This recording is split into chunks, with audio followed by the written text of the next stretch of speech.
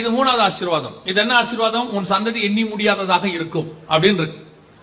சரி, இந்த ஆசீர்வாதம் இஸ்ரவேலுக்குரியதா அப்படின்னு பாத்தீங்கன்னா, வெளிப்படுத்தல் 7ஆம் அதிகாரம் 1 முதல் 8 வசனத்துல கடைசியா ஆயிட்டவர் அரசாட்சியில இருக்க போகிற இஸ்ரவேலுடைய எண்ணிக்கையை எண்ணிடுவார் ஆண்டவர்.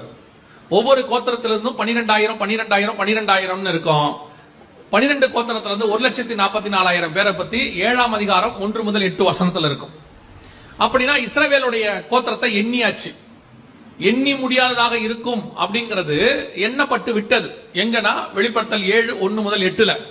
அப்போ உன் சந்ததி வானத்து நட்சத்திரத்தை போல எண்ணி முடியாதாக இருக்கும் சொன்னது யார பத்தினா, அதே வெளிப்படுத்தல் 7ஆம் அதிகாரம் 9ஆம் வசனத்துல, இவைகளுக்கு பின்பு நான் பார்த்த போது சகல கோத்திரத்திலிருந்தும் ஜாதிகளிலிருந்தும் பாஷைக்காரர்களிருந்தும் மீட்கப்பட்டதும் ஒருவரும் எண்ணக்கூடாததுமாகிய திரளான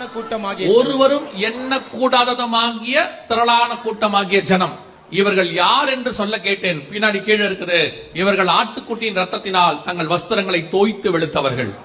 இதுவும் புறஜாதியாரை குறித்து, உங்களை குறித்தும் என்னை குறித்து தான் சொல்லப்பட்டிருக்கிறது. ஆபிரகாமுக்கு உண்டான ஆசீர்வாதம்